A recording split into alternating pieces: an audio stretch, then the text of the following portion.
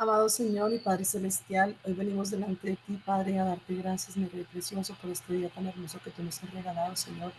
Gracias por el privilegio que tenemos, Señor, de formarnos en ti, Señor, en tu conocimiento, en tu palabra, Padre, porque sabemos que ella es la que nos da luz, Señor, en nuestro camino, Padre. Gracias, precioso Rey del cielo, porque en medio de nuestra vida tú te mueves con poder, Señor. Padre Santo, colocamos este tiempo en tus divinas manos, Señor. Danos sabiduría, inteligencia, Padre, para poder aprender, Señor, lo que nos están enseñando, Dios. Amén, Para que el Señor. conocimiento sea no solamente adquirido, sino puesto en práctica, Dios. Sabemos, Señor, que eres tú quien nos instruye, Señor, quien nos guía, Padre Santo. Te pedimos también que coloques en la boca de la pastora, de la profesora, Señor, las palabras adecuadas, precioso Dios, para que nosotros podamos entenderle, Dios. Gracias, precioso Señor, gracias, amado Dios, por dirigirnos en este tiempo. Lo colocamos en tus manos preciosas, en el nombre de Jesús. Amén. Amén. Bueno, entonces, de entrada lo que vamos a hacer es, bueno, como habían dos grupos, los grupos que tenían eh, bueno, la pregunta de los grupos que le entregué, a algunos les entregué evangelios, a otros hechos, a otros cartas. Entonces, espero que haya uno de cada grupo. ¿Y quién está conectado en usuario, con usuario?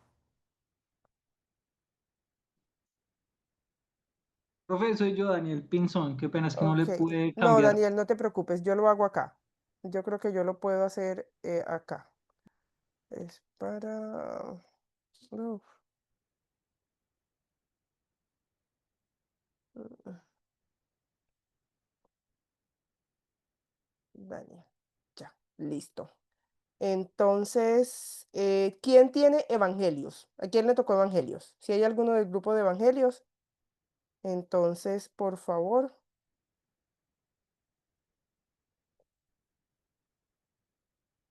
¿qué lograron hacer en el grupo la clase pasada?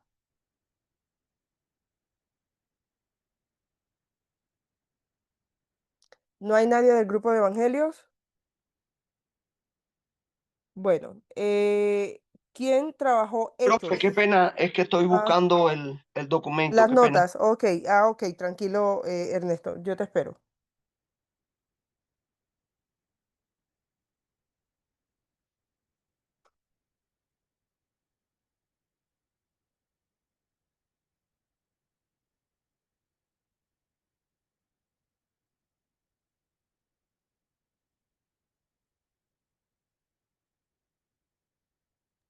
Profe, si me da un par de minuticos y se puede Ok, adelantar un grupo. hechos, ¿quién tiene hechos? ¿A qué grupo le tocó hechos? Profe, nosotros tenemos aquí Adelante, Hechos, Andrés. dice, ¿cómo encaja el libro de Hechos de los Apóstoles con la historia de la Ujú, salvación?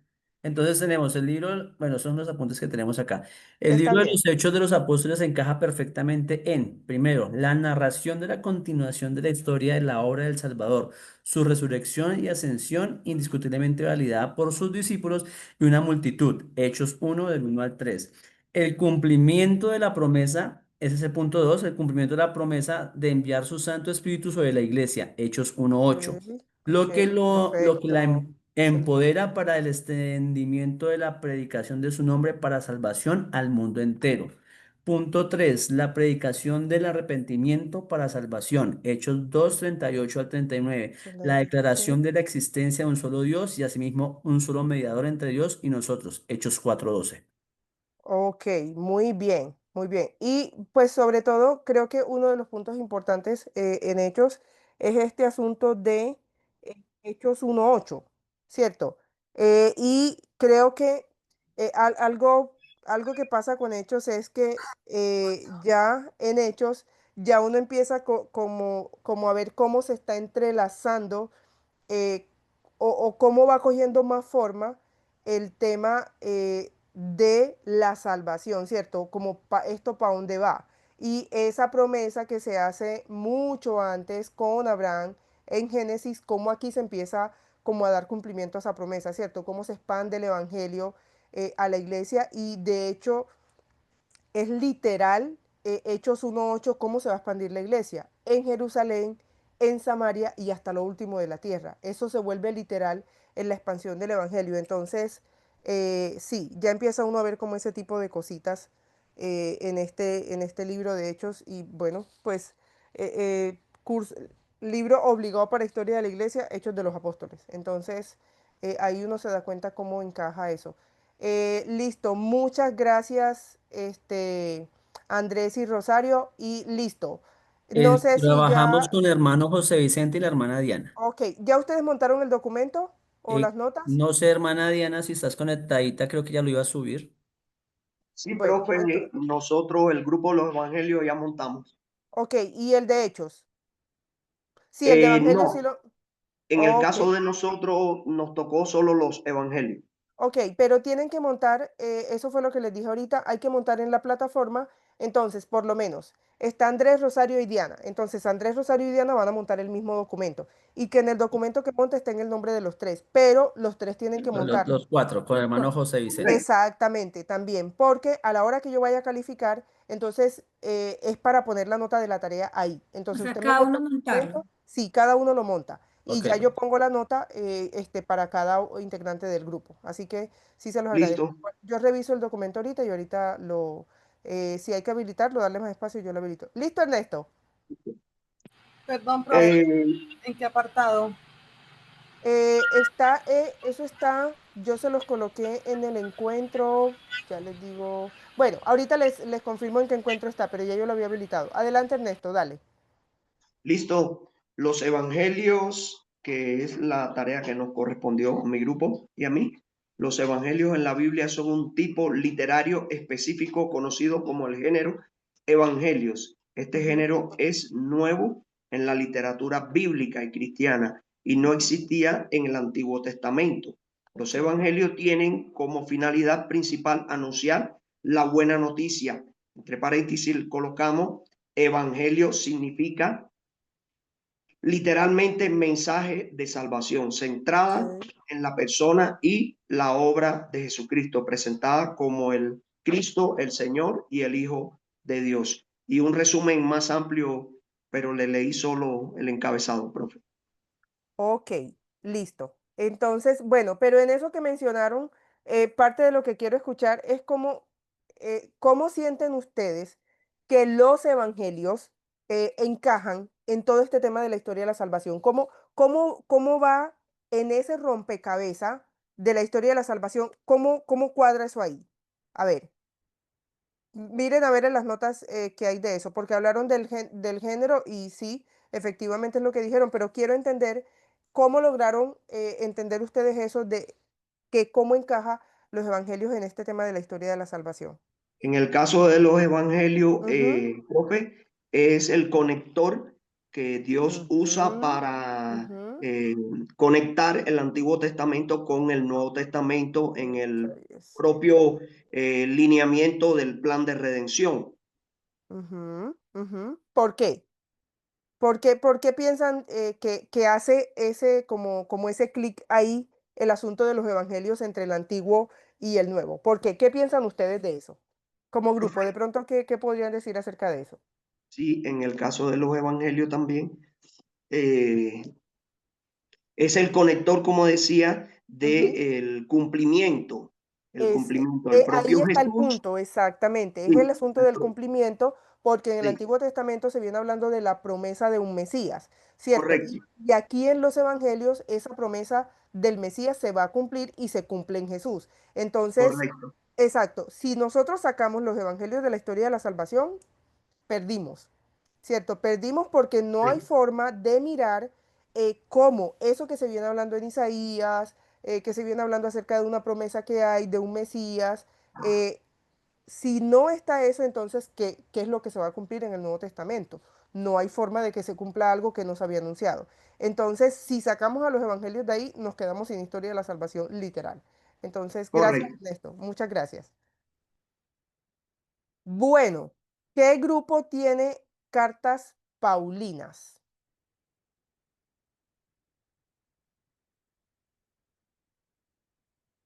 ¿A qué grupo le tocó cartas?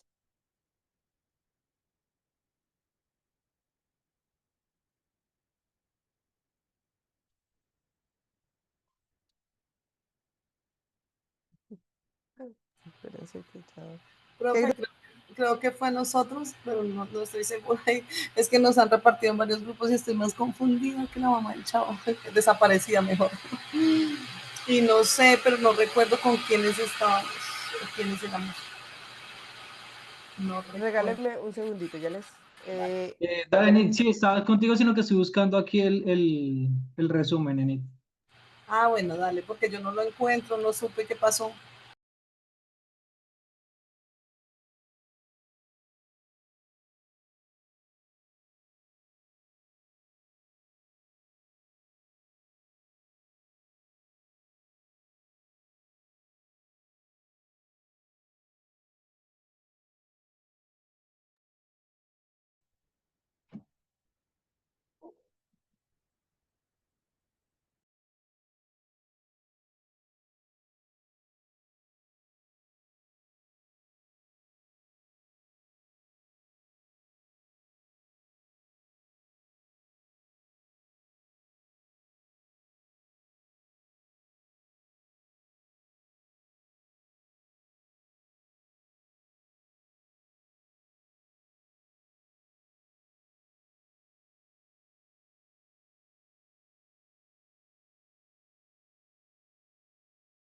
Bueno, ¿quién lo tiene entonces? Sí lo tenía en el grupo tuyo, ni cierto.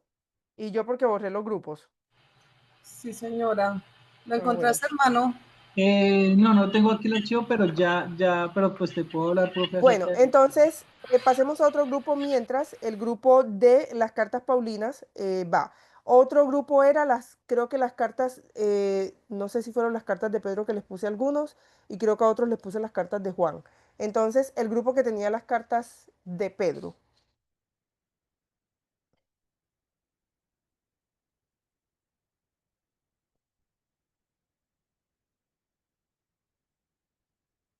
A ver, chicos, ¿quién tenía las cartas de Pedro?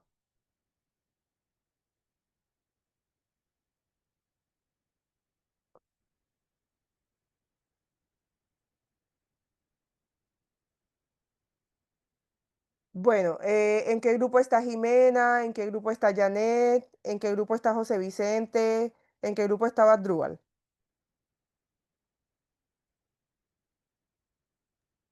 Yo estaba en Apocalipsis. No, es el último, ni modo. No. A ver los demás. Profesora Isaura, tenemos la de buenas noches, profesora, primero que todo. Hola, buenas noches, Paula. Tenemos la de Juan. La de las cartas de Juan. Ok, Ajá. bueno, démosle con eso porque, para que no nos atrasemos tanto. Bueno, espérame un segundito.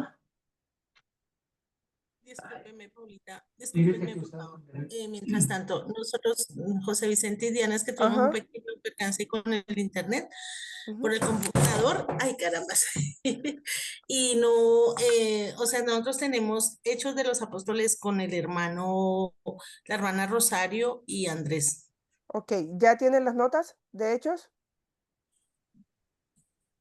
Ah, Eh, bueno, no, pero ya lo mencionaron. Creo que ya hablaron sobre, Sí, ah, perdón, sobre profe, hechos. sí, ya, Ya hablaron de hechos, sí. falta Listo, solo no. subirlo, porque ya Ok, hasta hace listo. poquito pude lograr la conexión. Ok, no te preocupes, Diana, tranquila. Listo. Bueno, Rocío tiene las cartas de Juan, entonces Rocío, adelante. Estamos con la hermana Janet Huertas. Ajá, adelante. Dice, cuando hablamos del Evangelio de Juan, el cuarto Evangelio, se entiende que es una de las presentaciones más profundas del Evangelio de la salvación. No es solo un relato de hechos, sino una proclamación teológica cuyo fin declarado es que el lector crea en Jesús y tenga vida eterna. ¿Y cómo encaja con el anuncio de Ujú. la salvación? Es Cristo como revelación de Dios. Desde el prólogo, en el principio existía el verbo y el verbo se hizo carne. Juan 1, capítulo 1, versículo del 1 al 14. Jesús no es solo un mensajero, Él es Dios mismo que se encarna para salvar. Esto coloca la salvación como don divino y personal, no solo como un código moral. La fe La segunda es la fe como camino de salvación. Juan no habla tanto de obras de la ley como Pablo, sino de creer en Jesús como Hijo de Dios. Ejemplo, Bueno, ajá, dale, dale, perdón. no sé si lo estoy haciendo. No, no, dale, sigue leyendo. Él dice, el que cree tiene vida eterna, Juan capítulo 3, versículo 36. La salvación en Juan está ligada a una relación personal de fe y confianza con Cristo. La tercera, vida eterna ya presente, a diferencia de otros evangelios que ponen más acento en el futuro, Juan recalca que la vida eterna empieza ahora. El que escucha mi palabra y cree tiene vida eterna y no viene a condenación. Juan capítulo 5, 24. La salvación no es solo esperanza futura, sino una realidad actual en comunión con Cristo. Cuarta, los signos como revelación del Salvador. Los milagros, agua en vino, curaciones, multiplicación, resurrección de Lázaro son llamados signos porque revelan la identidad de Jesús como el enviado del Padre. La salvación es reconocer en los signos al Hijo de Dios y abrirse a su poder vivificante. Y quinto, Jesús, Cordero, pan y vino, vida. Juan presenta a Jesús como el Cordero de Dios que quita el pecado del mundo. Juan 1:29. Y como el pan vivo bajado del cielo. La salvación se da por el sacrificio redentor de Jesús y su entrega que alimenta al creyente. Y el último dos. El Espíritu Santo. Jesús promete el Paráclito que guiará a los discípulos a la verdad completa. La salvación se mantiene y crece por la acción del Espíritu que asegura la comunión con Cristo. Juan 14, 16. Capítulo 14 y capítulo 16. El mandamiento del amor, la salvación se verifica en la práctica del amor. Paola, perdón, una pregunta antes de que siga. Sí, ¿Ustedes miraron algo de las cartas? ¿De las cartas de Juan? sí, señora. Sí, por favor, vete a ese punto, lo que miraron de las cartas.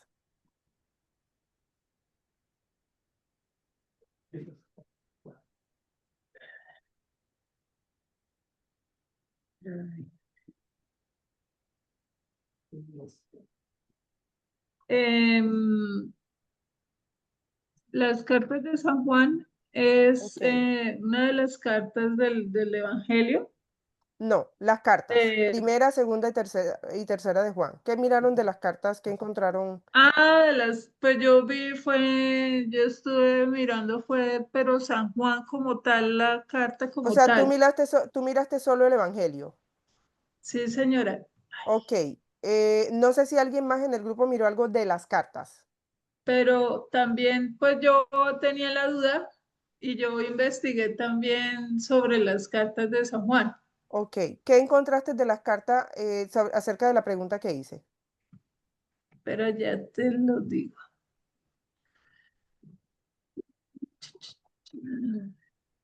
Está acá. A ver.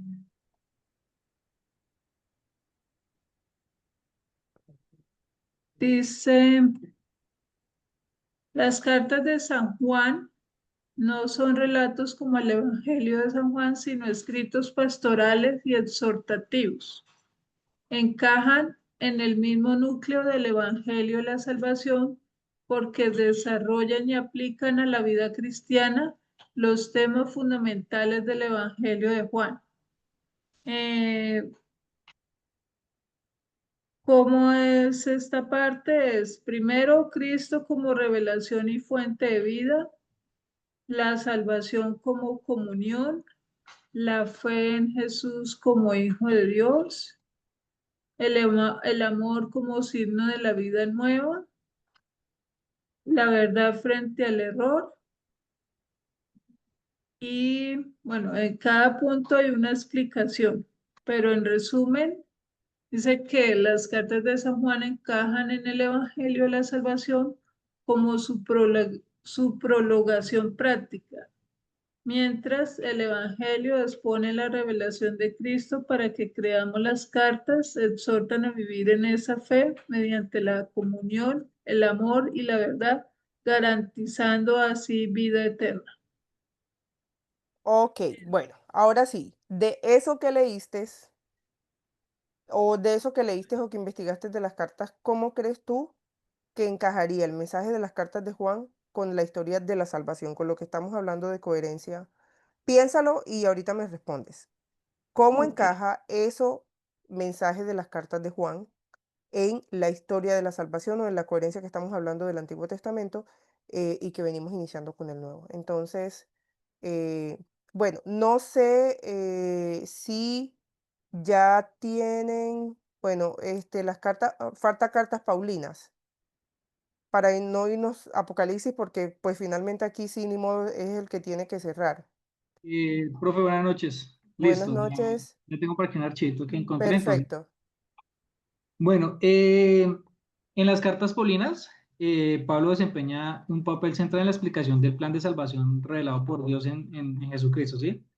Ajá, Y estas cartas van escritas a diversas comunidades y no solo contienen orientaciones prácticas para la vida de la iglesia, sino también una profunda reflexión acerca de la ok, salvación. ajá, En primer lugar, Pablo afirma que la salvación es un regalo de la gracia de Dios. ok, Eso lo vemos en Efesios 2, 8 y 9, donde dice que no es que por gracia sois salvos, no por medio de la fe, sino esto por vosotros, que es un don de Dios. ¿Sí?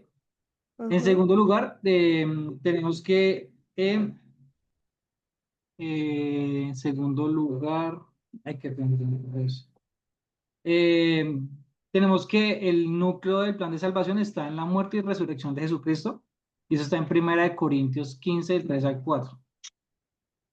Y también, bueno, también Pablo recalca que la salvación se recibe únicamente por la fe en Jesucristo. ¿Sí? Digamos que las cartas ok, ajá, mucho el tema de la gracia y el tema de que no es por obras, ¿sí? Aparte de que Pablo fue la persona que más evangelizó, digamos, a gentiles, ¿sí? ajá, Mucho énfasis en que no dependía de las obras o de los mandamientos de los judíos, sino que era por gracia. Entonces podemos relacionar el plan de salvación en ese sentido, que no ajá, es por gracia, no es por obras, sino ajá, que por ujú, la misericordia de Dios. ok, ok, muchas gracias, Daniel, muchas gracias. Bueno, ¿qué grupo nos hace falta? Nos faltan las cartas de Pedro. ¿Quién tiene las cartas de Pedro?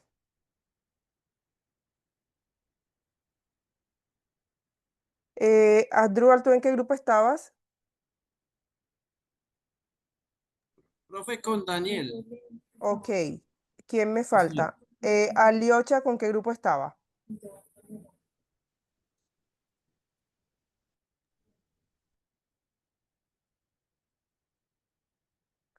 Hola, Aliocha. Profe, con Ernesto. Ok, perfecto. ¿Quién más me falta? Bueno, ya Samuel. Bueno, no, aquí sí entonces Jimena, porque creo que de los que están aquí, parece que el de las cartas de Pedro no está. Adelante, Jimena.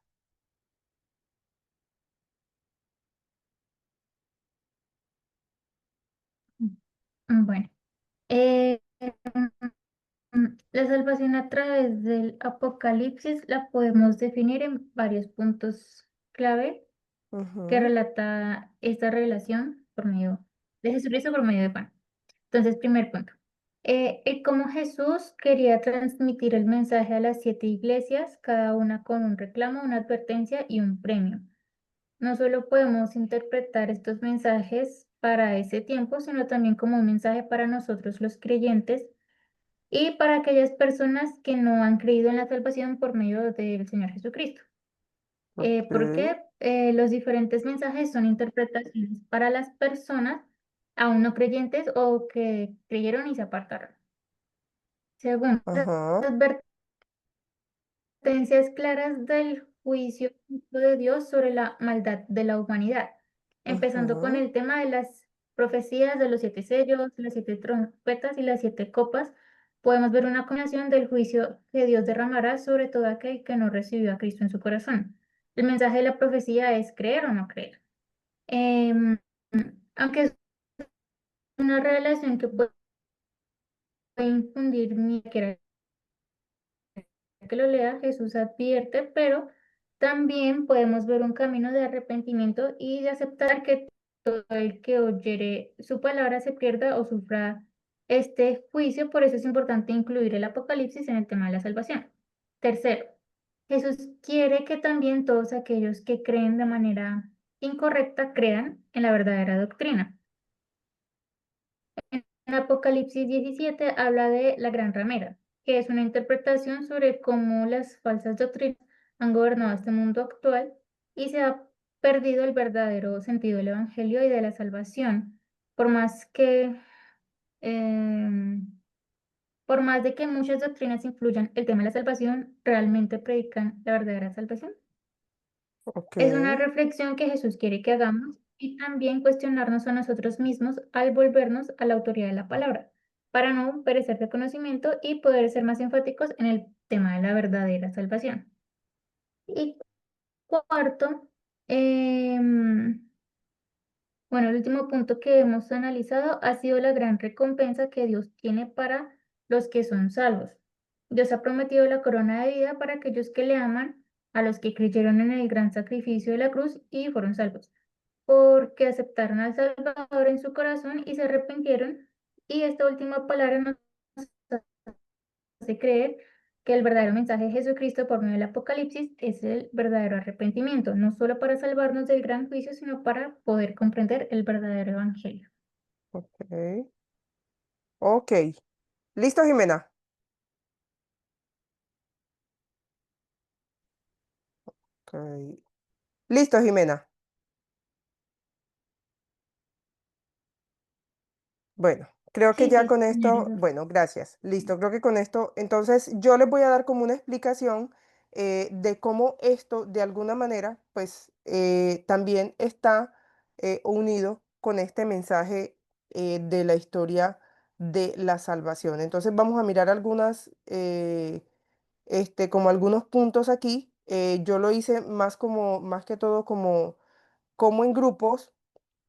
Hice la agrupación de los diferentes libros casi que como se las puse, entonces les quiero mostrar algo acerca de eso.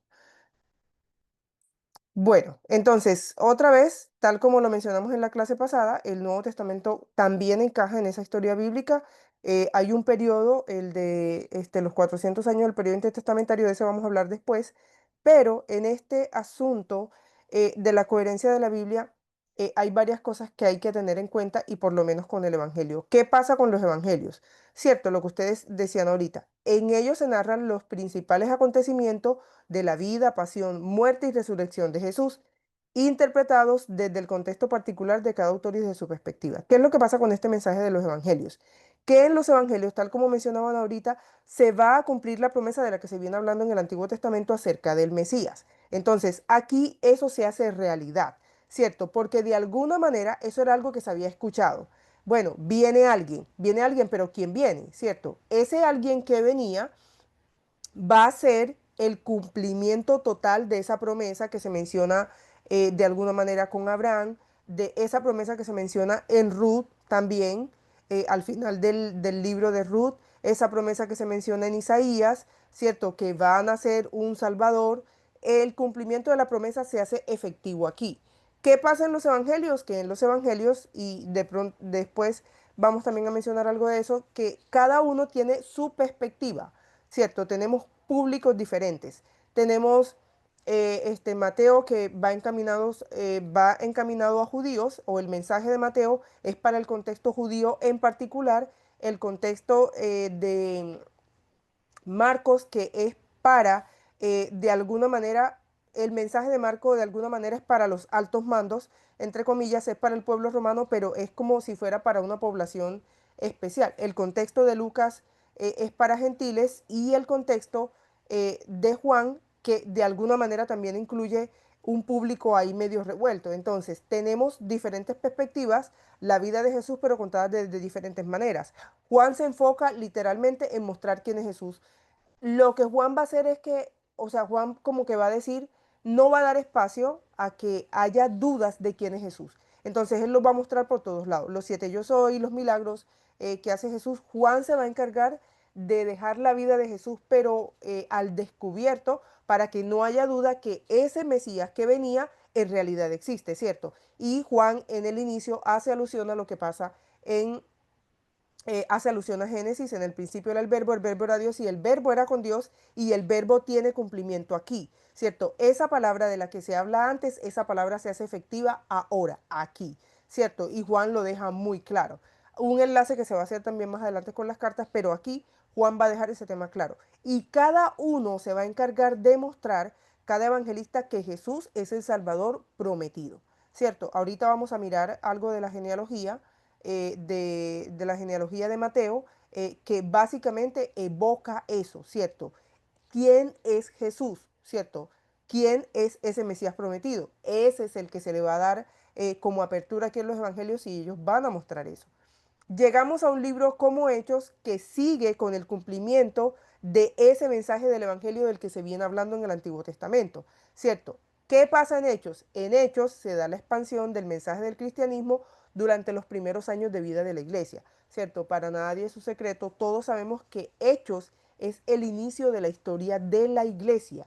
Entonces, en Hechos, ese mensaje del que se viene hablando, así en el Antiguo Testamento, que la iglesia va a ser muy abierta. La iglesia no va a ser solo el pueblo judío, ¿cierto? El pueblo judío no, aunque fue el pueblo que escogió Dios, no va a ser el único pueblo al que va a llegar el mensaje, ¿cierto? Eso genera muchas cosas, pero en hechos, de alguna manera, si ustedes piensan en el mensaje de Jonás, el mensaje de Jonás es para gentiles, no es para judíos. Lo da un judío para los gentiles, pero es un mensaje para un pueblo que es gentil, ¿cierto? Entonces, eso que Dios hace allá, que va diciendo o que empieza a decir, mira, es que esto también es para aquellas personas que ustedes creen que no merecen el Evangelio o que no merecen la salvación, para ellos también es este mensaje. Entonces, Hechos hace eso, ¿cierto? La historia de la iglesia, ya después que conocemos a Jesús de todas las formas, porque los evangelistas nos lo mostraron así, ahora en Hechos, lo que vamos a mirar es que ese mensaje se expande, ¿cierto? Ese mensaje se proclama por todos lados y se cumple eso que se dice en Mateo. Mateo es, ay, se me olvidó la cita. Mateo 28, Bien, 28:19. ¿qué dice el texto? 28:19, el de la Gran Comisión. Ajá, ¿qué dice ese texto? ¿Qué dice? Dice, bueno, el 18 dice, toda potestad me es dada en los cielos y en la tierra, Ujú, por tanto, el 19, por tanto, id y hacer discípulos a todas las ajá, naciones, ajá, ¿qué más? bautizándoles en el nombre del Padre, del Hijo y del Espíritu Santo, enseñándoles Ujú, que guarden todas las cosas que os he mandado. Y aquí yo estoy, bueno, ese es el 20, y aquí yo estoy con ujú, vosotros todos los días. exacto. ¿Quién va a estar? Ese en quien se cumplió la promesa. ¿Por quién? Por medio del Espíritu Santo. Pero ese evangelio es ir y hacer discípulos a todas las naciones o a todo el mundo, ¿cierto? Ese mensaje ya se expande aquí, ¿cierto? Por eso, de alguna manera se dice que este libro completa la historia del Nuevo Testamento después de la resurrección y el ministerio del Espíritu Santo en medio de las primeras comunidades. Y en Hechos es que va a empezar esa aparición del Espíritu Santo, cómo el Espíritu va a obrar en medio del mensaje del Evangelio para la iglesia, ¿cierto? Entonces, seguimos con las cartas de Pablo. Pablo está haciendo énfasis en cómo debe comportarse el cristiano. Lo que Pablo está diciendo es, ya usted escuchó el mensaje del Evangelio, ya usted escuchó el cumplimiento de la promesa, ¿cierto? Ahora, mucho de lo que va a enfatizar Pablo en sus cartas es que un cristiano debe comportarse como tal. Eso es lo que Pablo, eso es uno de los puntos claves de Pablo en sus cartas, ¿cierto? Casi siempre que usted lee las cartas de Pablo, usted se va a dar cuenta que Pablo le dice que el cristiano debe vivir como tiene que ser. El comportamiento del cristiano debe ser diferente porque el cristiano tiene que demostrar que es hijo de Dios, ¿cierto? Yo siempre ahí me acuerdo de un profesor que nos decía que el que es cristiano tiene que aparentar que lo es. Pablo va a hacer eso. Pablo le va a decir, si usted es cristiano, usted tiene que aparentar que lo es, ¿cierto? No va a ser algo escondido, que nadie se dé cuenta, no, usted tiene que mostrar que lo es. Entonces, y también, ¿cuáles son los asuntos que son importantes en la iglesia? Casi siempre en las cartas de Pablo usted se da cuenta que Pablo comienza a atacar asuntos puntuales. Pablo como que le está diciendo a la gente, mire, esto no es momento para perder el tiempo, la iglesia no está para eso, ¿cierto? La iglesia está para cumplir lo que manda hacer, lo que se manda hacer en el Evangelio, que es predicar la unidad entre hermanos, hay una serie de temas ahí, ¿cierto? Entonces Pablo va a decir lo que es importante en la iglesia, esos son los asuntos que Pablo va a atacar cuando Pablo envía cartas, ¿cierto? Mire, está pasando esto, bueno, esto no puede estar pasando aquí, eso no puede estar pasando en la iglesia del Señor, eso tiene que erradicarse. Entonces Pablo manda mensaje a decir, mire, se puede hacer esto, esto y esto, y los que están ahí pilas, ¿cierto? ¿Por qué? Porque Pablo se va a enfocar en decir, hay asuntos que son importantes y la iglesia no puede estar perdiendo el tiempo, como dice en Tito, en vanas, ¿cómo es que dice? Como vanas enseñanzas y ese tipo de cosas, ¿cierto? La iglesia tiene que concentrarse en lo que es verdaderamente importante. ¿Qué es verdaderamente importante? El mensaje del evangelio del Señor. Ese es el mensaje, a eso es lo que tiene que estar dedicada la iglesia. Ahora, ese mensaje se vive de muchas formas, de muchas, ¿cierto? ¿Cómo se vive ese mensaje? Con la comunidad entre hermanos, no dejando entrar falsos profetas, predicando la doctrina de Cristo. ¿Cierto? Pablo, algo que va a hacer con Timoteo, en sus cartas, un énfasis que Pablo va a hacer es la verdadera doctrina. ¿Cuál es la verdadera doctrina? La de Cristo, ¿cierto? Tanto que él empieza a atacar el asunto de la circuncisión en muchas de las cartas.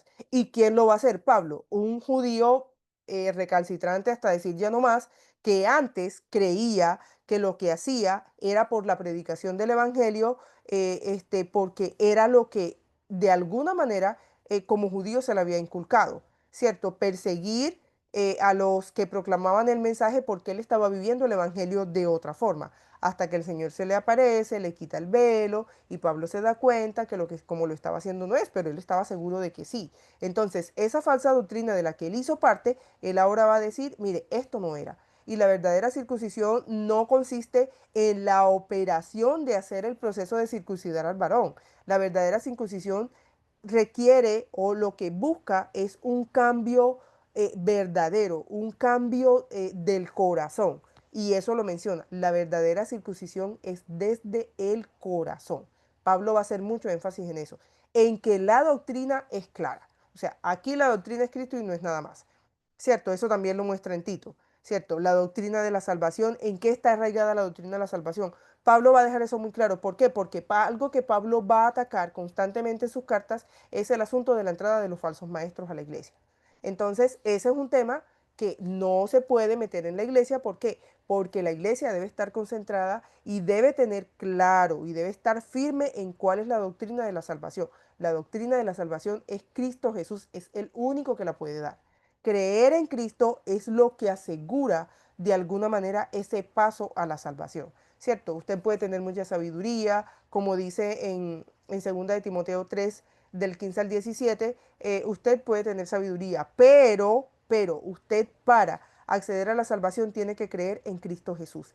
Ese es el paso directo a la salvación. Y Pablo va a hacer mucho énfasis en eso, ¿cierto? Eso lo compara, entonces también va a hacer una comparación entre las doctrinas falsas y las doctrinas verdaderas. Y él va a decir, mire, esto las doctrinas falsas tienen que ver con esto, esto, esto. La iglesia no puede estar metida en eso ni puede dar campo, espacio a que esas doctrinas entren. ¿Por qué? Porque eso va a dañar el mensaje de la salvación. Y lo otro que Pablo va a tratar es la venida del Señor es seguro. Eso va a pasar. ¿Cuándo? No sabemos. Pero de qué va a pasar, va a pasar. ¿Cierto? Entonces, eso es algo que Pablo va a dejar muy claro en sus cartas. Y Pablo lo que está haciendo es seguir proclamando ese mensaje del Evangelio de muchas formas. Bueno, en Hebreos, y este es un libro bien importante, porque de alguna manera Hebreos, bueno, no, ya se ha tocado en algunas cartas, pero este tema de la persecución a los judíos, eh, a los cristianos judíos por los judíos que no eran cristianos, ¿cierto? Entonces, aquí y creo que el versículo clave o el lema de Proverbios es puesto los ojos en Jesús, el autor y consumador de la fe, es porque de alguna manera, aún en medio de todo lo que están pasando y de la persecución que están viviendo, Pablo les va a decir, enfóquense, ¿cierto? Ojo, Pablo no está diciendo que no les va a pasar nada, que la van a pasar, mejor dicho, que el Evangelio es una fiesta todo el tiempo y que el Evangelio es lo más fácil que hay en este mundo. No, Pablo va a dejar claro que el Evangelio no es fácil, pero que la tarea de ellos es enfocarse, ¿cierto? Ustedes se tienen que enfocar en lo que es, qué es, en quién tienen que tener la mirada, en Jesús, ¿cierto? puesto los ojos en Jesús, el autor y consumador de la fe. Es Jesús quien da la salvación. Como Él es quien la da, en Él es que usted se tiene que enfocar. Eso es lo que Hebreos de alguna manera está enfatizando, porque las persecuciones que se dan en medio de la historia de la iglesia no son fáciles, son persecuciones durísimas, durísimas, ¿cierto? Aún con todo lo que uno escucha que está pasando en el Medio Oriente o en otras naciones con este asunto de las personas que son cristianas, creo que las persecuciones que hay en estos momentos, nosotros hemos cogido un evangelio muy chévere, ¿cierto? Porque lo peor que le puede pasar a uno es que le digan loco porque lo ven con la Biblia, y eso, o sea, yo sé que yo soy loca, así que a mí no me tienen que decir, a mí no me tienen que recordar eso, yo eso lo tengo claro, ¿cierto? Entonces, y menos porque me van con una Biblia, entonces eso no es nada, ¿cierto? Eso usted lo puede dejar pasar, pero el hecho de perder la vida por el evangelio, eso es otra cosa muy diferente, y eso es lo que están viviendo los judíos, que son cristianos, que están siendo perseguidos por su mismo pueblo, pero que están diciendo es que ustedes no, o sea, ustedes porque están proclamando ese, si ese no es el mensaje de salvación. Entonces, la persecución que ellos están viviendo, lo que Pablo les va a decir es, ustedes enfóquense en la carrera que tienen que tener presente, que es la carrera que los va a llevar a la salvación, ¿cierto? Otra vez el mismo versículo, y Pablo va a hacer mucho énfasis en la importancia de ese nuevo pacto. Pablo, no, perdón, en Hebreos. No se sabe, se dice que puede ser Pablo el autor de Hebreos, pero la mayoría coinciden por la forma en cómo está escrito, pero hasta ahora Hebreos aparece como un libro anónimo, ¿cierto? No se sabe quién es el escritor. Hay muchas como conjeturas alrededor. Se dice que puede ser Pablo, como les dije, por el asunto de la escritura y por el asunto de los temas que se tratan, pero definitivamente en Hebreos se va a enfatizar en la importancia del nuevo pacto. ¿Quién es el que cierra ese nuevo pacto? Es Jesús, ¿cierto? Ese pacto que se establece en el Antiguo Testamento cuando el Señor dice, yo me voy a hacer cargo del pacto porque me di cuenta que finalmente ustedes no lo podían cumplir. Ese cumplimiento se da en que el mismo Dios, quien es el que como el que pone el contrato, el mismo Dios respalda ese contrato. ¿Por qué? Porque Dios se va a dar cuenta que nosotros no somos capaces, ¿cierto? Si queda por cuenta nuestra el cumplimiento o la contraparte del contrato, lo que nosotros tenemos que cumplir, estuviéramos llevados, ¿cierto? Pero cuando ese nuevo pacto se cumple en Jesús, ahí sí se cumple, porque definitivamente Jesús encarna lo que Dios va a mostrar a su pueblo. Eso es lo que va a pasar con ese nuevo pacto, ¿cierto? Jesús encarna eso. Ahí se cierra eso. ¿Por qué se cierra? Porque la importancia de ese nuevo pacto es Dios se hace garante y se hace garante del pacto, pero es que el mismo el que lo establece. Entonces, por eso se enfatiza tanto en Hebreo la importancia del nuevo pacto. Y bueno, también Hebreos, la vaselina. Sí, es esa. Sí, vaselina es esa, sí.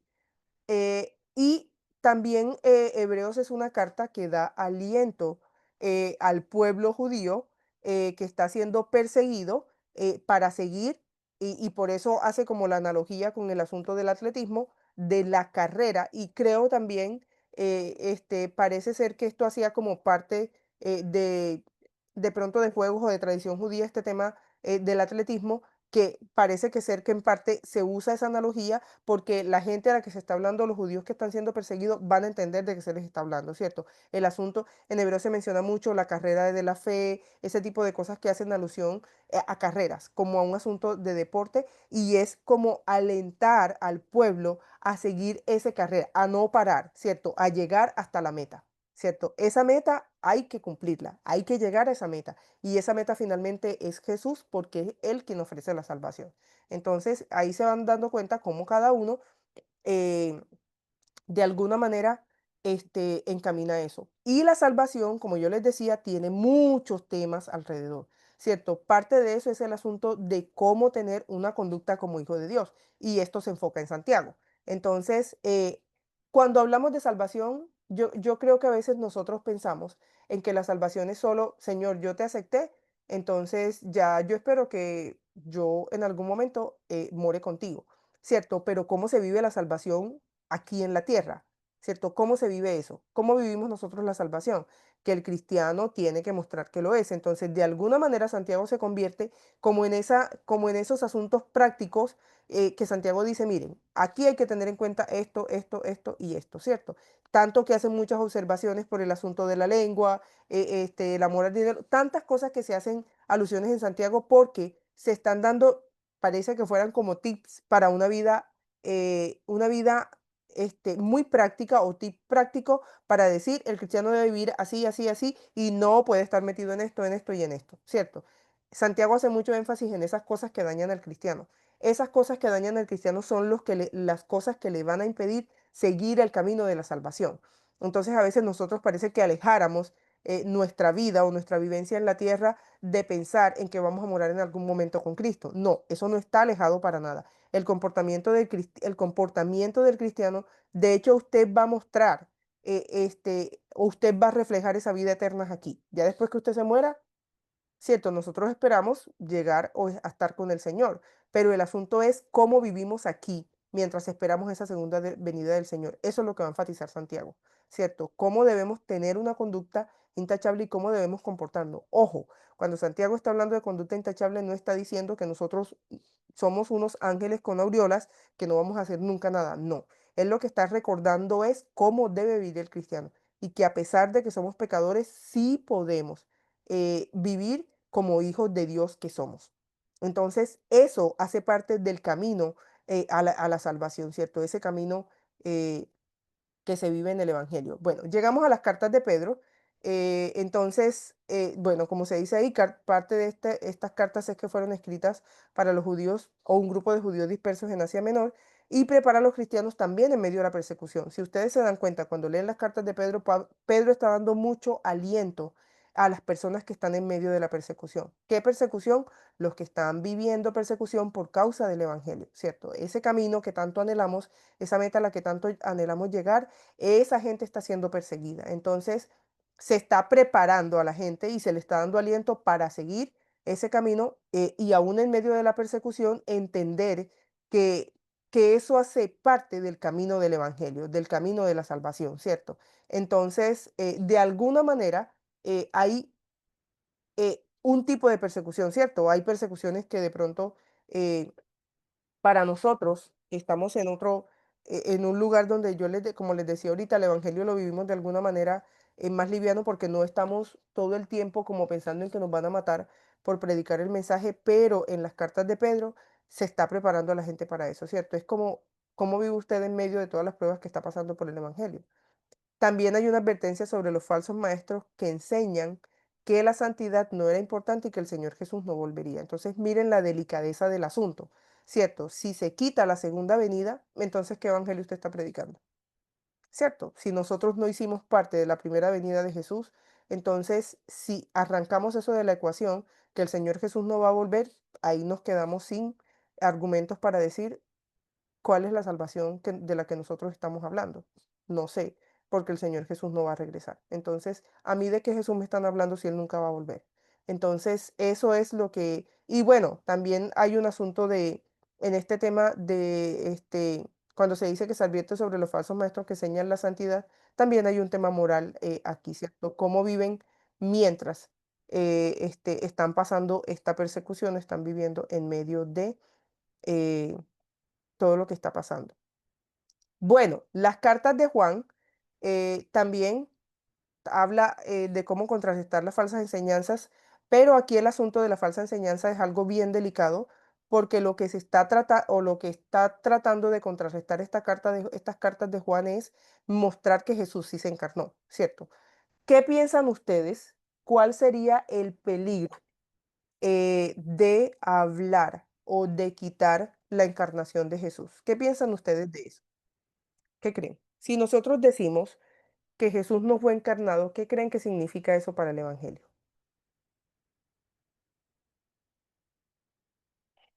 ¿Qué piensan ustedes de eso? Pues no tendría Jimena, como lógica ¿por qué? ¿Por qué el crees que no tendría evangelio, porque lógica? no, Ajá.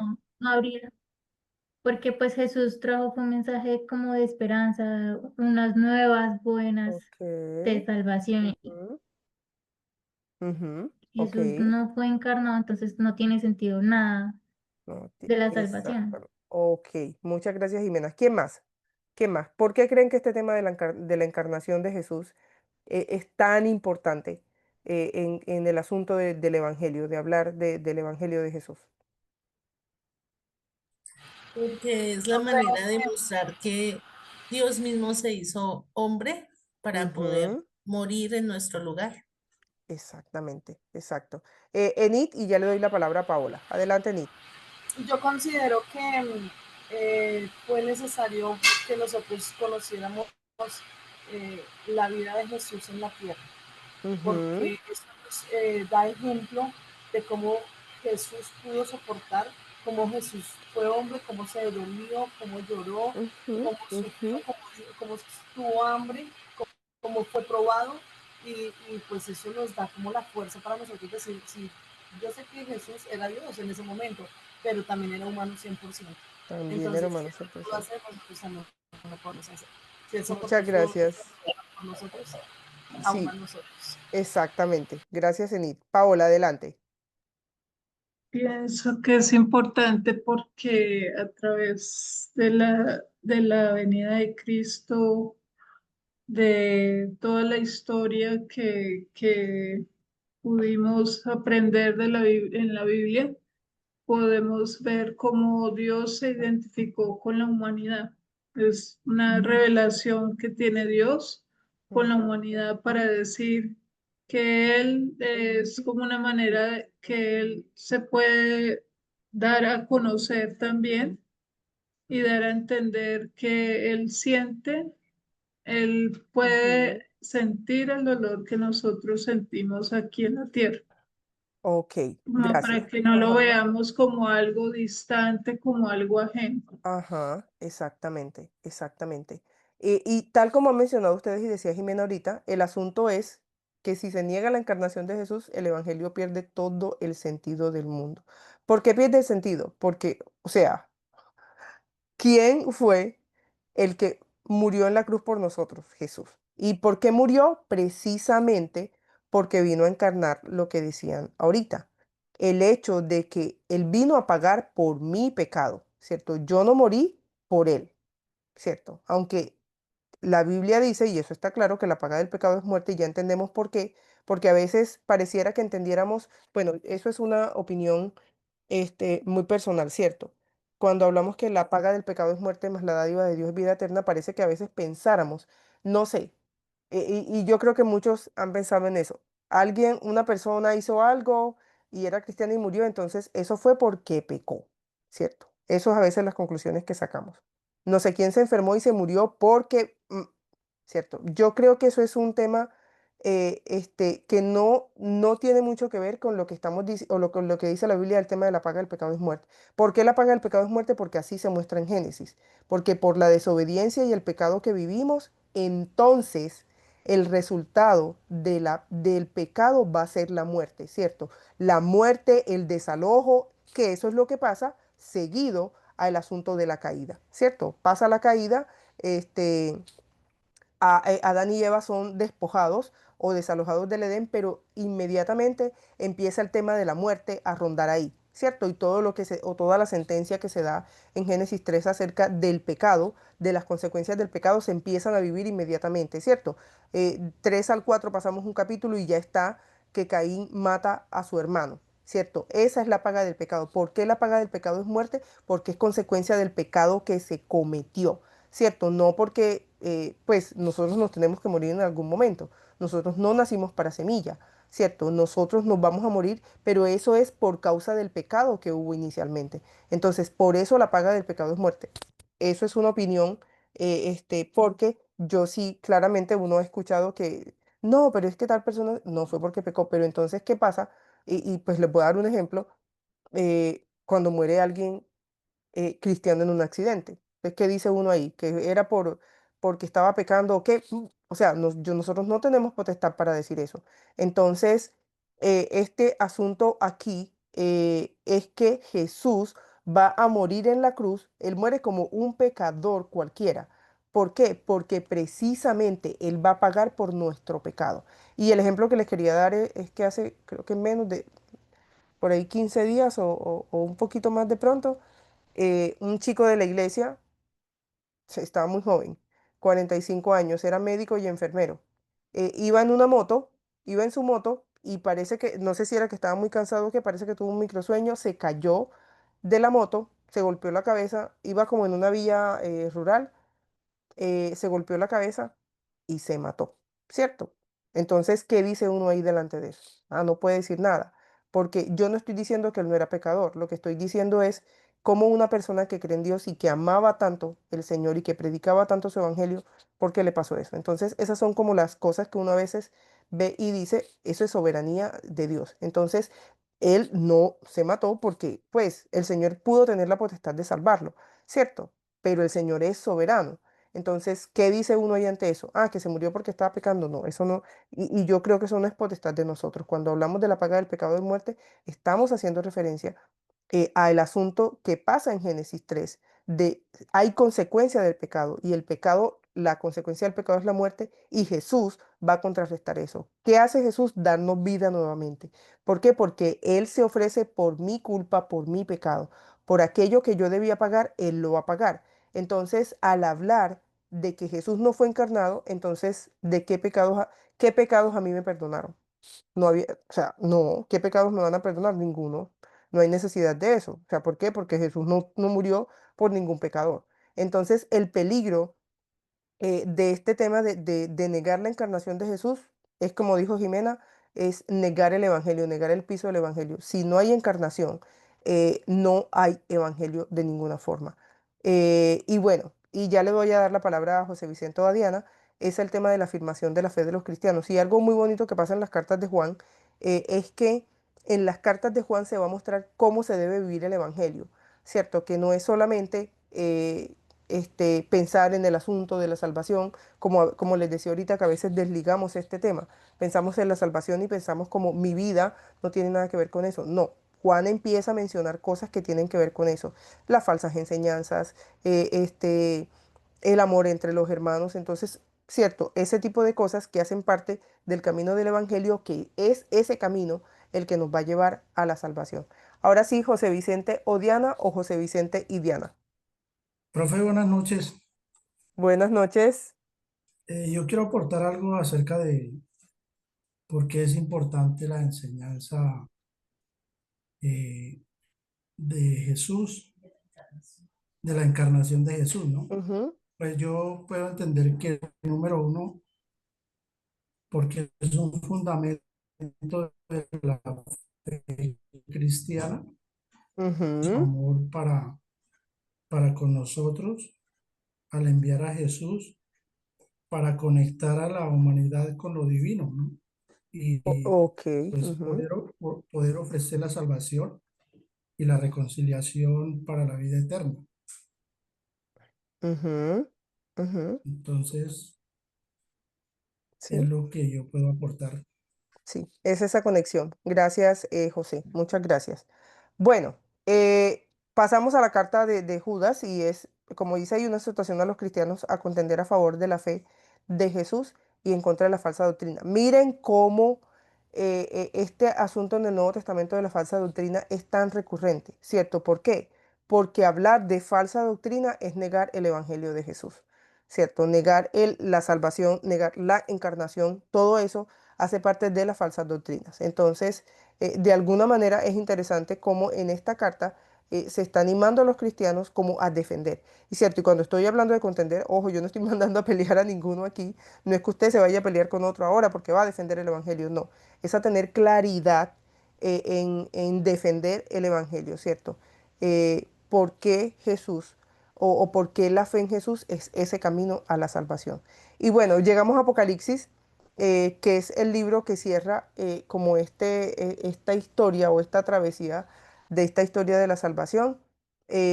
Bueno, algunos dicen que Apocalipsis es una carta, otra que es un libro. Lo que pasa con Apocalipsis es que Apocalipsis tiene diferentes géneros literarios. Entonces Apocalipsis tiene carta, tiene literatura epistolar, tiene características de un libro o de una narración, Apocalipsis tiene características de cánticos, como si fuera un salmo o algo así.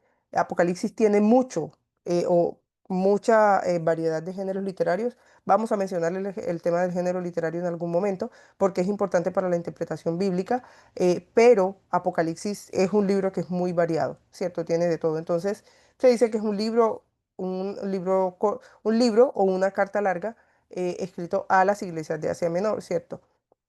¿Qué va a ser Apocalipsis? Yo creo que ustedes han escuchado hablar de la segunda creación, de la recreación, en fin.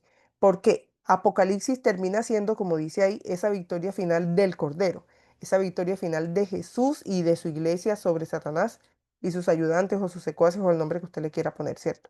Eso es Apocalipsis, la victoria final de Jesús y de su iglesia, ¿cierto? El Cordero reina, el Cordero muestra que finalmente venció en la cruz y venció el pecado. Y se presenta a través de una serie de visiones del apóstol Juan mientras estuvo exiliado en la isla de Pasmo por causa del testimonio de Jesucristo. Otra vez, ¿por qué acerca del testimonio de Jesucristo? Porque en Apocalipsis la persecución que se da también va a ser por el Evangelio, ¿cierto?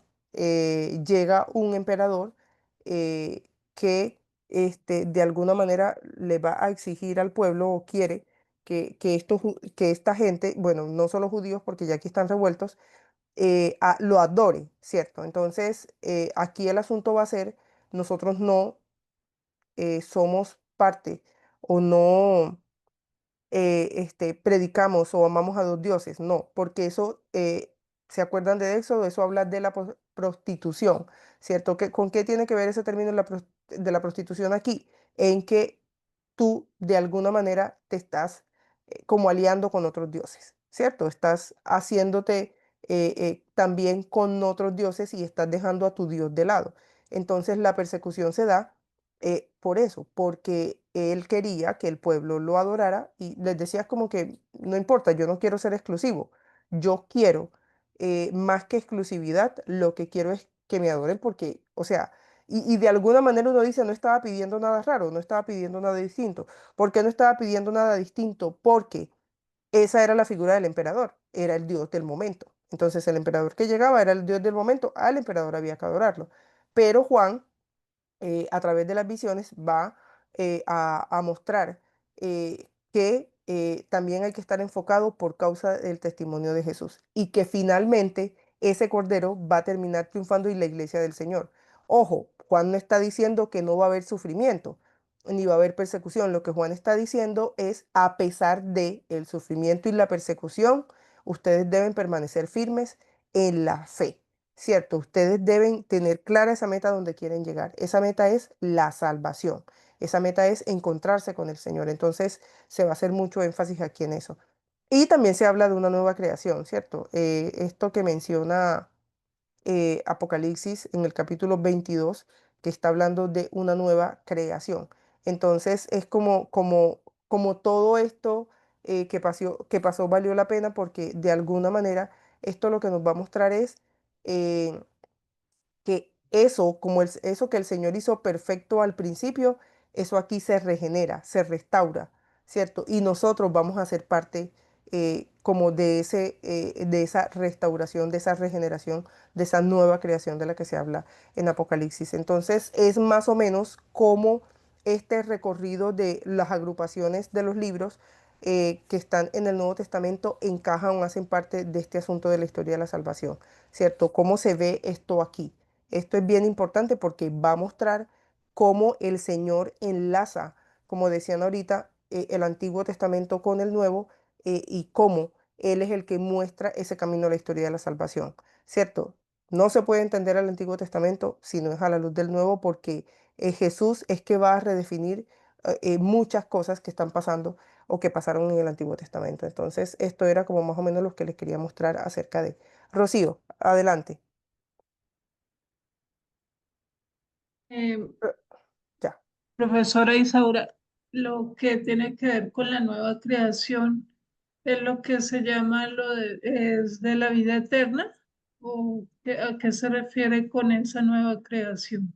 La nueva creación tiene que ver con la restauración con la restauración de alguna manera de la humanidad, ¿cierto? Todo eso que el Señor creó al principio, que el hombre dañó, eso se restaura, ¿cierto? Apocalipsis está hablando cuando habla todo este asunto del tema de la Nueva Jerusalén, de cielos nuevos, tierras nuevas, de alguna manera está haciendo alusión a que eso que el Señor creó al principio, que fue perfecto, eso aquí se restaura, ¿cierto? Porque en este camino el hombre lo que hizo fue destruir lo que el Señor creó. El Señor hizo una creación perfecta. Esa creación perfecta el hombre la dañó, pero esa creación perfecta vuelve o se restaura, se regenera, que era lo que yo les decía ahorita, en este cierre o en esta victoria del Cordero, ¿cierto? Apocalipsis es como, y lo muestra de muchas formas. Apocalipsis es el libro de esperanza para la iglesia, esa corona de vida que tanto estamos esperando aquí se da, ¿cierto? Por eso se habla también de una nueva creación, de esa regeneración de la vida eterna, regeneración en el sentido por eso que tanto tú luchaste en el camino, aquí por fin se da, aquí por fin se logra, ¿cierto? Esa creación que fue perfecta desde el principio, que Dios creó para nosotros, ese es el espacio donde se va a vivir esa vida eterna que el Señor nos ha prometido. Entonces, por eso Apocalipsis habla de una nueva creación. Entonces, pues hay muchos términos para eso, pero básicamente tiene que ver con esto. Bueno, yo quiero que hagamos un ejercicio con la genealogía y ya se los voy a mostrar. Por favor, van a buscar la genealogía de Mateo.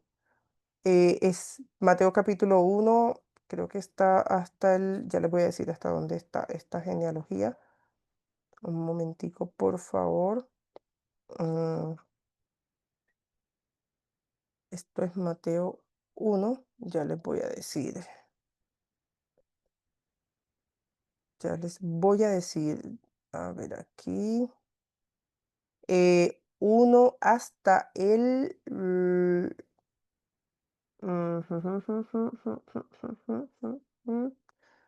bueno, hasta el 17, más o menos. Más o menos 17, hasta el 16 es donde habla de la genealogía. Entonces, por favor, van a buscar la genealogía y ya les voy a decir qué van a hacer. Espérenme un momentico, por favor. Ya les voy a decir qué van a hacer con este asunto de la genealogía. Uf, no, esto no es. Sí, ya le... Ujú, ujú.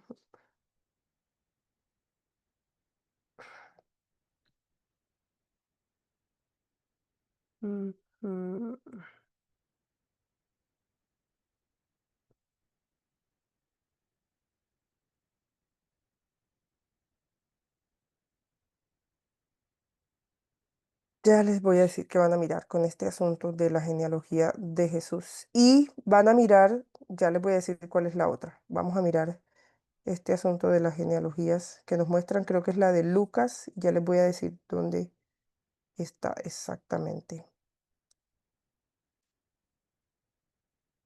Y esto está pero lento.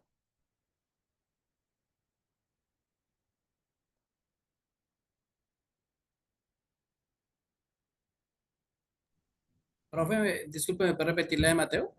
Mateo 1 del 1 al 17 y la de Lucas es Lucas 3 del 23 al 38.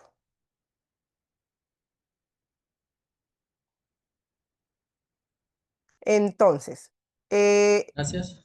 listo. Lo que van a mirar ahí, ya lo voy a mandar para los grupos, es primero, cómo están compuestas las genealogías, ¿cierto? Y cómo esta genealogía, de alguna manera, le da cumplimiento a la promesa de Jesús. O sea, cómo se muestra en la genealogía el cumplimiento de la promesa de Jesús. Eso lo van a mirar en la genealogía, en ambas. Van a mirar si encuentran alguna diferencia en la genealogía de Mateo con la de Lucas, pero van a mencionarlo, ¿cierto? No se me van a centrar ahí porque el asunto que quiero que vean con la genealogía es cómo esta genealogía de Jesús muestra cómo se da esa historia para el cumplimiento de la promesa de la que se habla en la Biblia. Entonces, eso es lo que van a mirar. Vamos a ver cuántas personas hay, creo que puedo hacer 3 grupos. Entonces les voy a dar 15 minuticos para que usted Vamos Profe, a si ver. me puede colocar junto a mi esposa Aliocha, por favor. Claro que sí, Ernesto, claro que sí. Dame un segundito. Ernesto Aliocha, ¿dónde me quedó?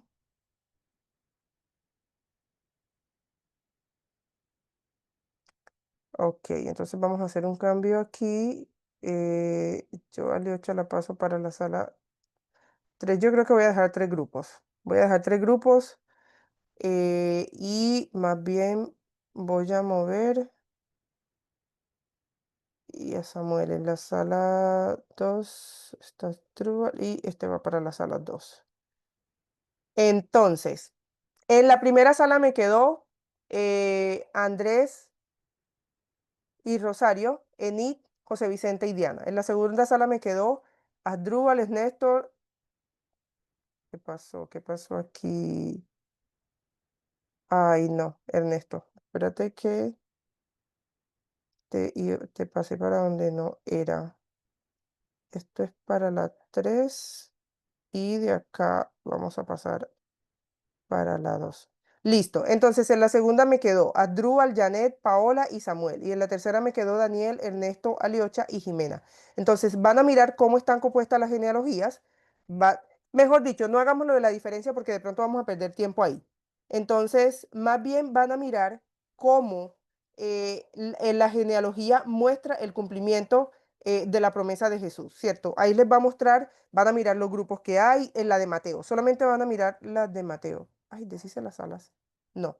Van a mirar solamente la de Mateo, no la de Lucas, porque ya son las 9:05 y de pronto no nos va a dar tiempo de hacer tanta cosa. Entonces se van a enfocar en esa y van a mirar cómo están compuestas las genealogías y cómo de alguna manera los grupos cuentan esta historia que llega al final o que da cumplimiento en Jesús. ¿Listo? ¿Está claro lo que vamos a hacer? ¿Sí? Sí, profe. Listo. Entonces nos vamos para las Sí, salas. profe. Por favor, me aceptan la invitación. Ya abrí las salas.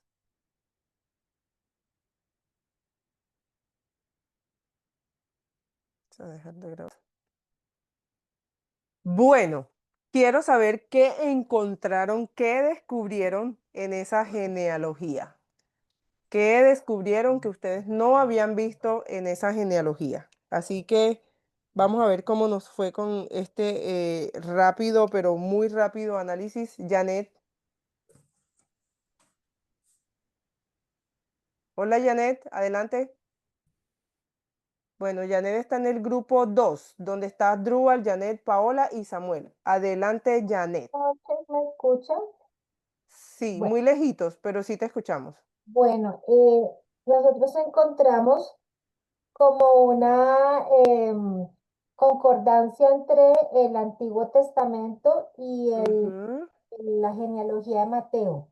Por ejemplo, en el Génesis 12:3, ujú, 22:18 se habla de un descendiente de Abraham que bendecirá a todas las naciones.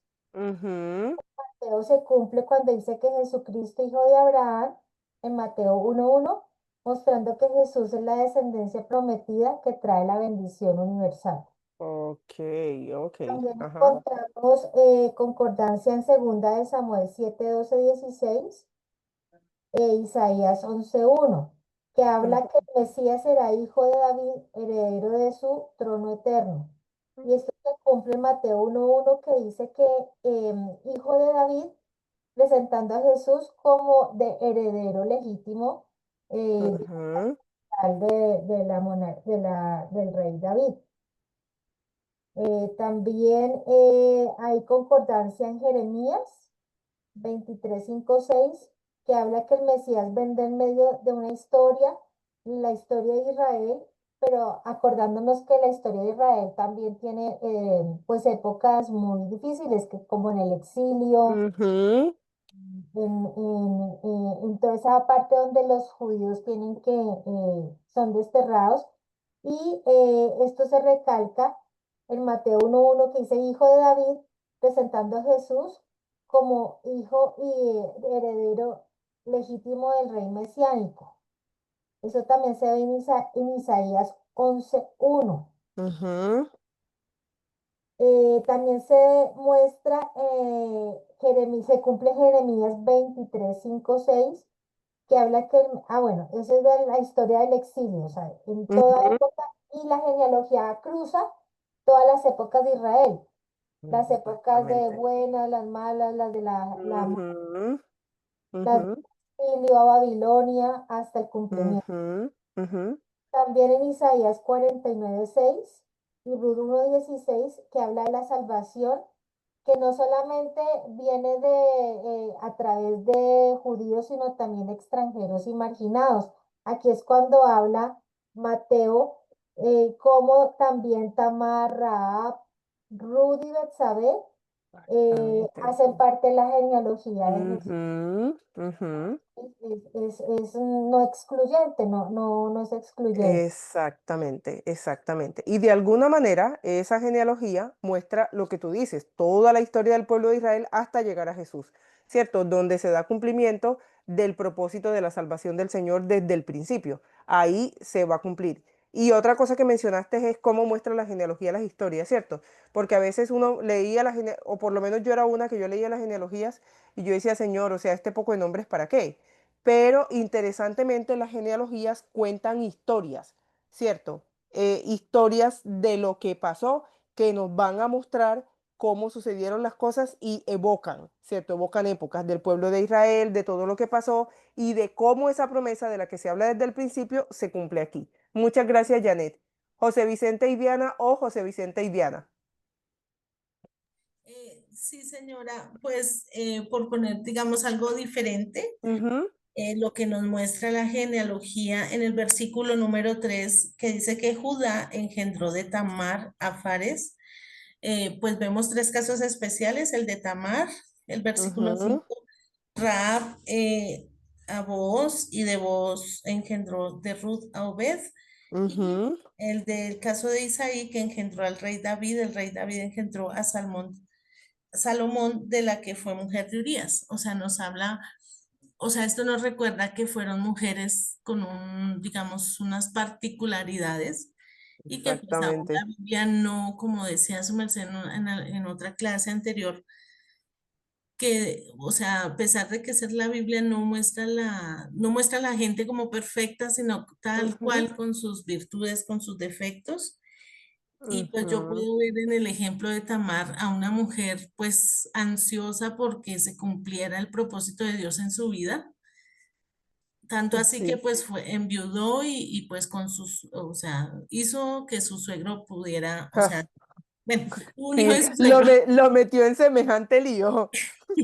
pero porque él le había prometido y no le cumplió nunca y Exactamente, sí, exacto. Entonces, sí, eso es bien importante ahí, porque hay todo un asunto con la cultura judía con el tema de las mujeres y precisamente en Mateo, el judío, es que termina metiendo a este poco de mujeres en la genealogía, ¿cierto? Entonces, sí, es bien interesante como ese contraste que se muestra ahí, que pareciera como, bueno, o sea, Mateo precisamente es quien las va a poner en la genealogía, a ellas, ¿cierto? sí, Como haciendo énfasis y mostrando, mira, esta hizo esto, esta hizo esto, esta hizo lo otro, pero aún así el eh, plan de Dios se participaron cumplió. Sí. exactamente, el plan de Dios se cumplió y se cumplió pues como A por todos. pesar de nosotros A mismos. Sí. pesar de nosotros mismos, sí, porque si fuera sido por el pueblo judío, primero no hubiera ninguna mujer, para empezar, y segundo, menos las mujeres que menciona por lo que pasó alrededor de la historia con ellas. Entonces,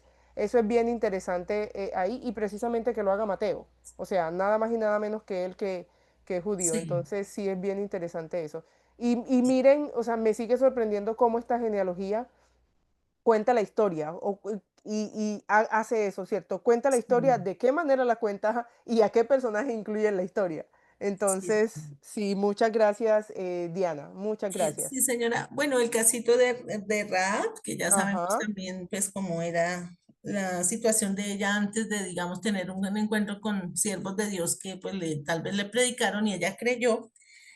Y, pues, exacto. el ejemplo de Ruth a Obed que nos muestra que aunque ella enviudó, Ajá, o sea, el propósito de Dios era con otra persona, entonces, o sea, como que ujú, Dios usó las circunstancias para cumplir en sí, ella esa bendición. Y el último dice que el rey David engendró a Salomón, de la que fue mujer de Urías. Sí, o sea, para que te acuerdes de. Sí, pues Sí. sí, señora. Amo Sí, comenzar. gracias. Y otro asunto también con esta genealogía, otra vez, los contrastes o las ironías con Mateo, y es que incluye a mujeres y extranjeras. ¿Cierto?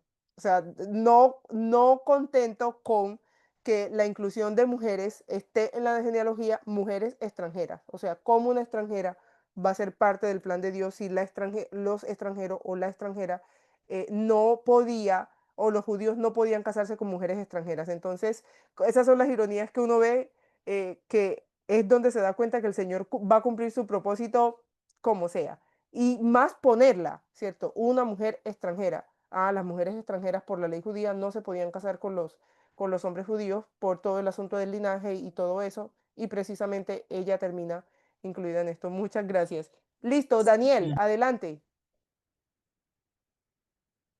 Bueno, pues digamos que no hay mucho que aportar, pero igual con respecto a algo que me pareció interesante es que pues igual Mateo, siendo judío, sabía la importancia que era tener que escribir la genealogía de Jesús para demostrar el cumplimiento de la profecía. Sabemos que cuando Jesús vino cumplió más o menos 300 profecías que estaban escritas en el Antiguo Testamento. Entonces, la importancia que tenían los judíos de que se escribiera esa genealogía para demostrar que Jesús realmente venía de la descendencia de David.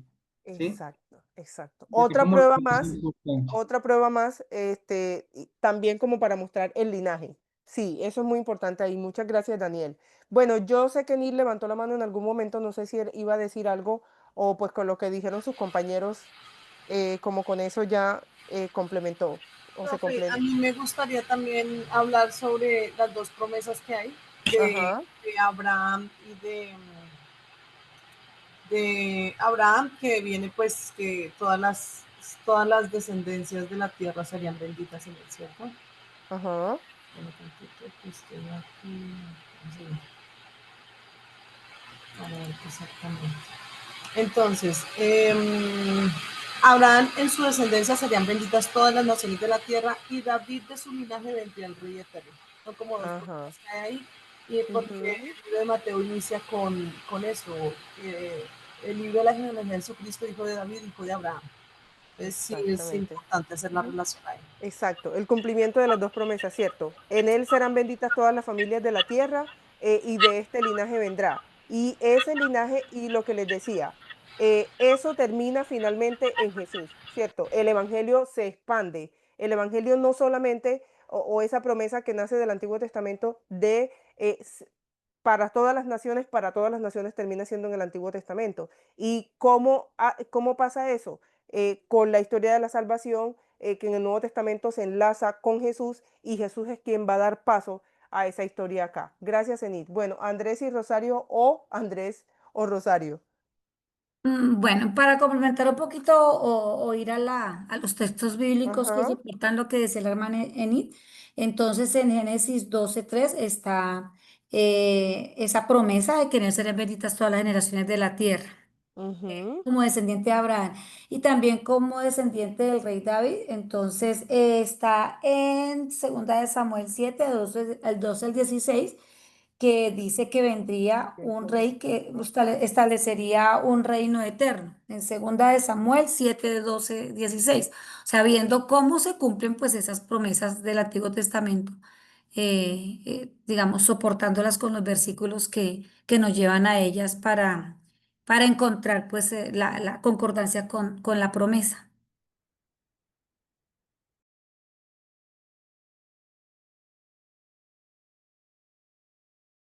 Paola, adelante. Lo que quería aportar también, algo que me llama la atención, que por lo menos en algunos descendientes, esos descendientes tuvieron no solamente un descendiente, sino varios descendientes, pero hubo un descendiente en especial que fue el que siguió con el linaje o con la promesa de Jesús. O sea, por lo menos en el caso de Isaac, pues todos sabemos la historia de Isaac, ¿no? Que la, perdón, de David, que a pesar que él tenía más hermanos y que pues cuando fue el enviado a darle la noticia a la familia de que de su descendencia iba a ser uno rey, primero vieron que pues llamaron a los hermanos como más fuertes, más como que tenían más físicamente más aspecto de rey, pero resulta que no era por el aspecto físico, sino por la parte de las cualidades que tenía en su interior.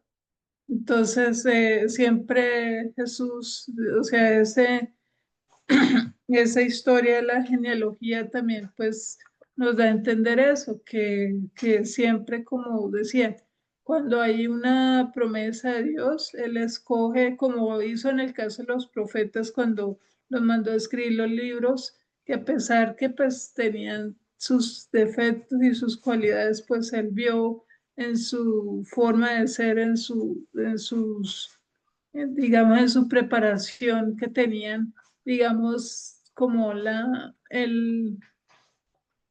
¿cómo se dice? Como el perfil adecuado con el propósito que él tenía en el momento que quería dar su mensaje.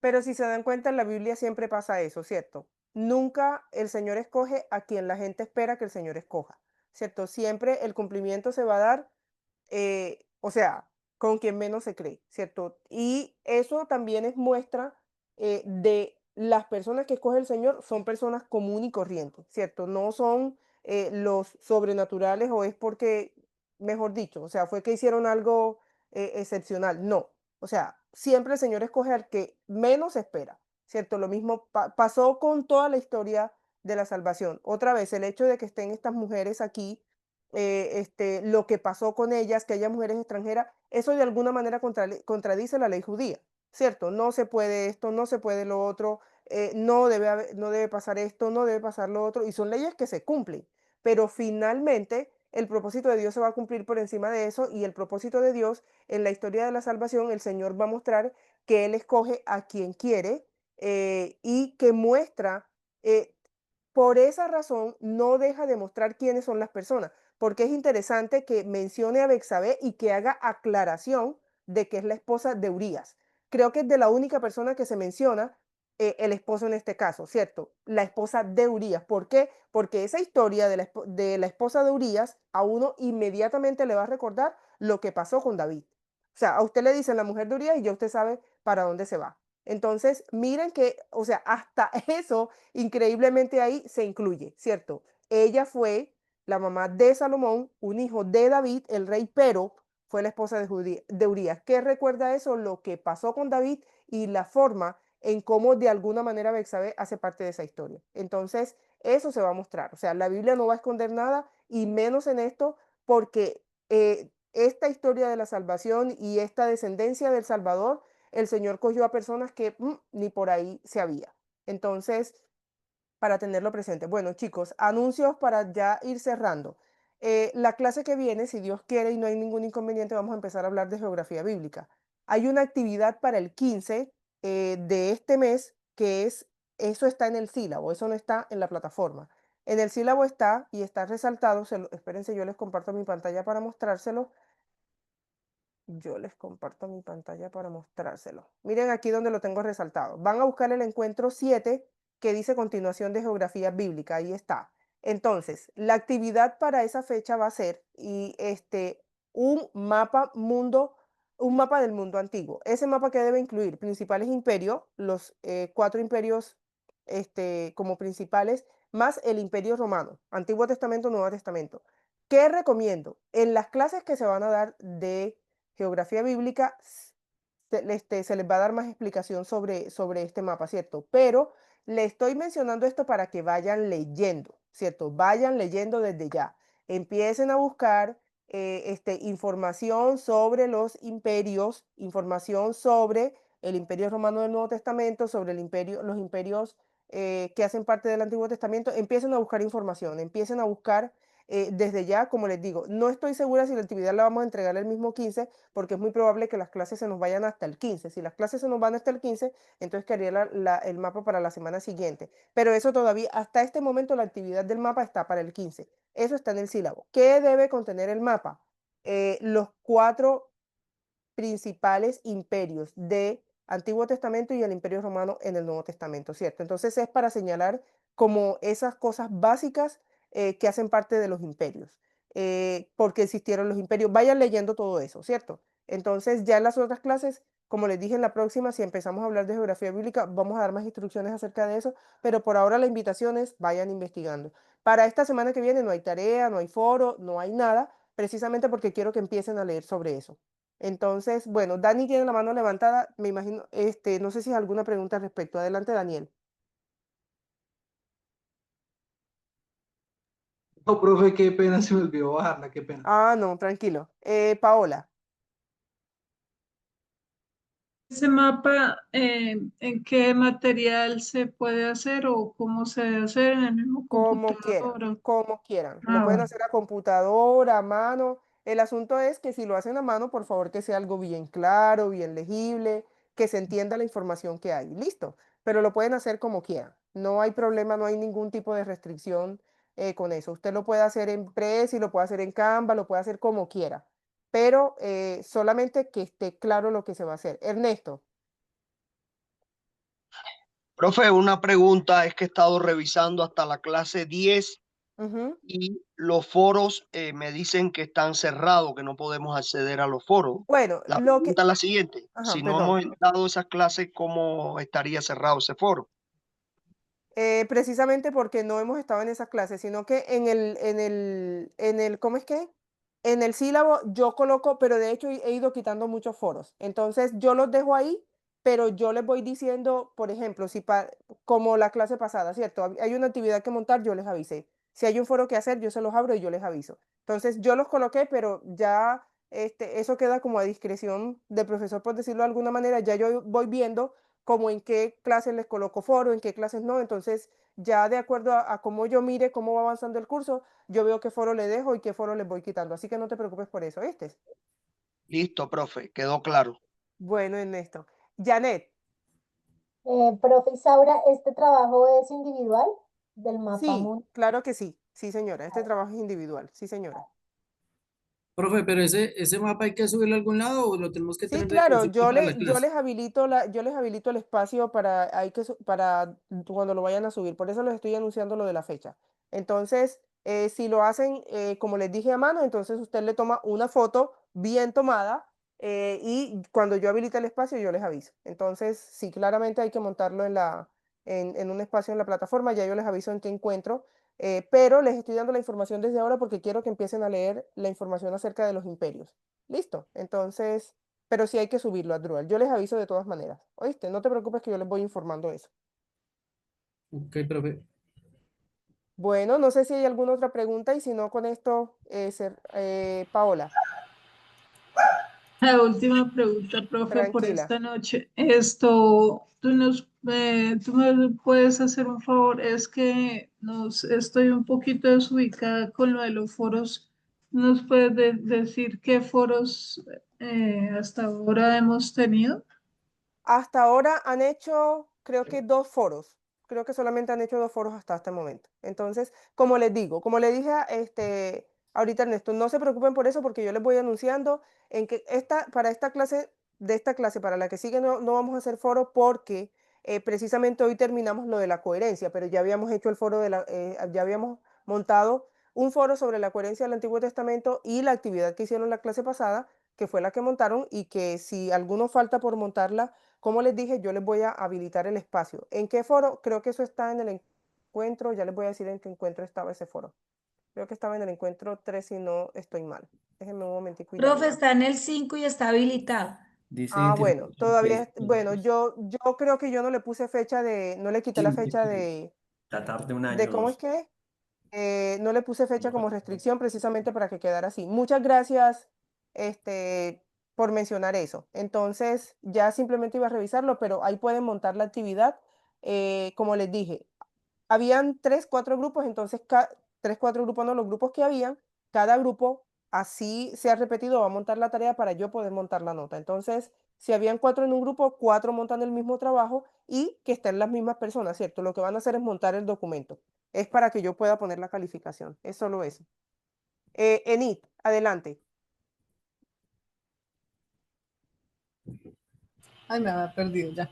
Ya, Profe, es que me gustaría que me aclarara bien sobre el mapa que no comprendí, qué pena contigo, pero pues Tranquila, no te preocupes. El mapa, vamos a empezar a hablar de geografía bíblica, ¿cierto? Vamos a empezar a hablar geografía bíblica, Antiguo y Nuevo Testamento. Entonces, ustedes van a hacer un mapa que represente los 4 imperios como más vistos del Antiguo Testamento y el Imperio Romano en el Nuevo.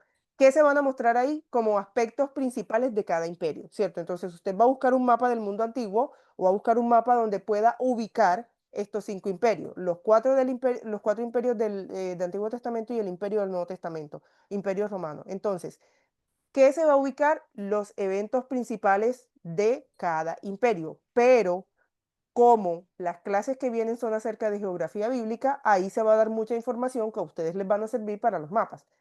¿Por qué les estoy mencionando esto ahora para el mapa? Porque quiero que empiecen a leer, que busquen información, que vayan leyendo acerca de los imperios, de los eventos, de qué sucedió con cada imperio, porque van a hablar de los principales eventos del imperio en el mapa. Entonces, quiero que vayan leyendo, ¿cierto? Simplemente que vayan leyendo. En las clases que viene, como va a ser geografía bíblica, les van a dar información que les sirven acerca de eso. Pero yo les aviso en qué clase se va a montar. Hasta ahora está para el 15, pero puede ser que se dé después del 15. ¿Listo?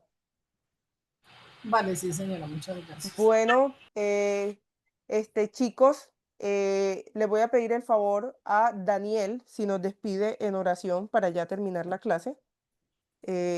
Irnos a descansar los que puedan hacerlo. Entonces, Daniel, te agradezco si nos diriges en oración para terminar.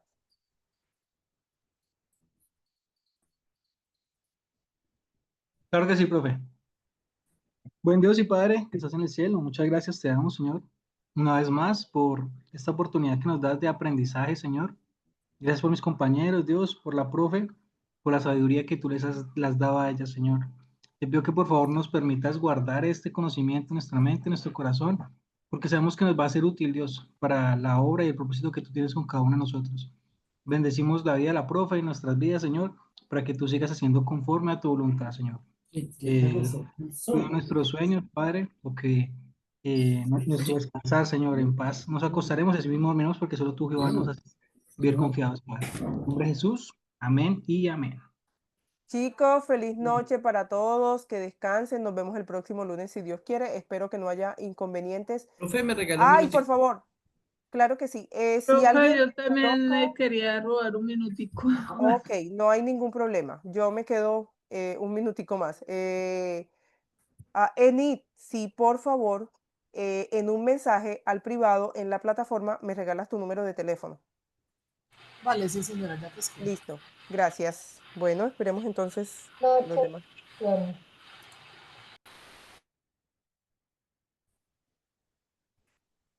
Bueno, se va a quedar, vamos a empezar, sí, solamente Paola y listo, vamos aquí, vamos aquí,